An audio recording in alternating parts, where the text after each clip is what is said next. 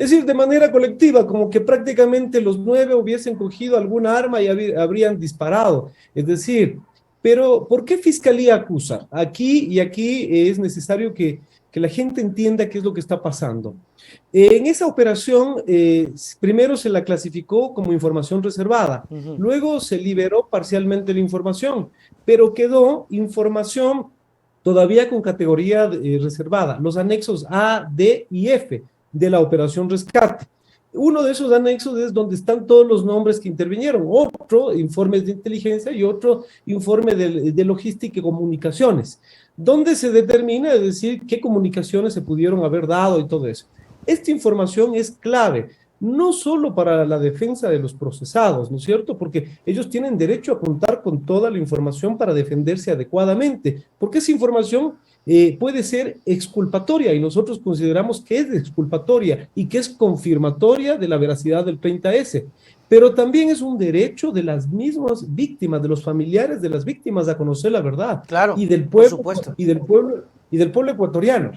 Es ahí donde no se cumple por parte del Estado ecuatoriano y de los diferentes gobiernos, pero digamos que se justificaba que los 10 primeros años la información por temas de seguridad del personal que participó esté reservada.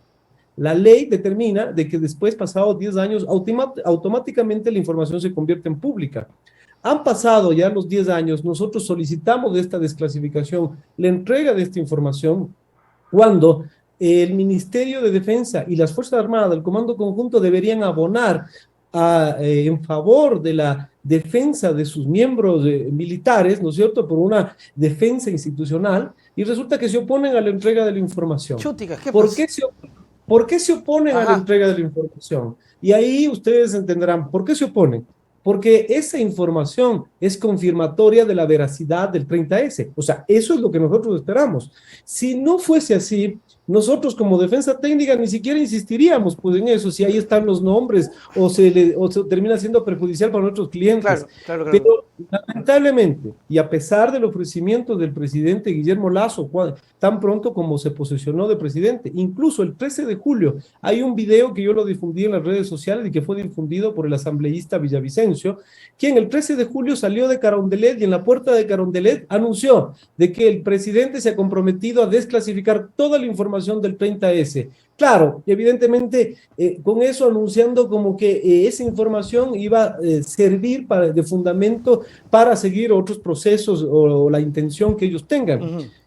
Pero creo que al revisar la Se información dieron cuenta se, de que arre- no.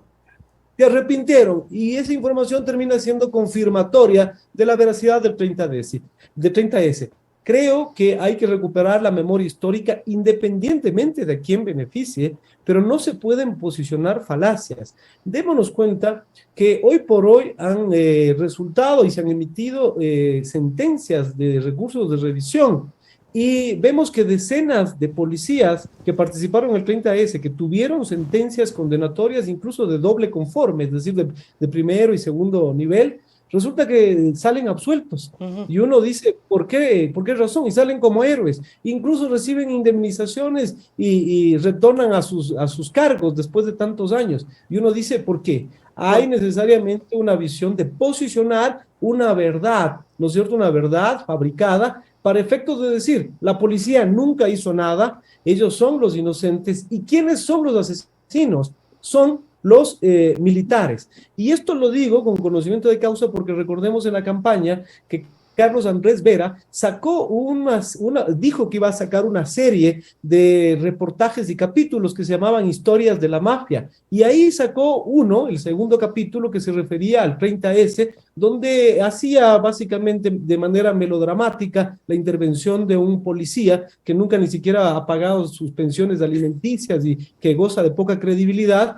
Y claro, terminó acusando. Y el titular principal de ese especial, digamos, de ese capítulo era militares asesinos. wow. De esa forma se prejuicia incluso el criterio y la libertad para decidir de parte de los jueces. Están condicionados los jueces ¿a qué? A abonar a esta tesis del poder de turno. Y ahí vemos que salen, nuevamente, repito, salen policías absueltos con recursos de revisión. Entonces la verdad se está distorsionando. los policías que fueron los sublevados, rebelados con armas, que dispararon, que produjeron las muertes de estas, resulta que ahora terminan siendo héroes y quienes salvaron la democracia, estabilizaron al país en ese momento, independientemente del nombre del presidente que hubiese Así estado de es. turno, son las Fuerzas Armadas, ¿no? Entonces,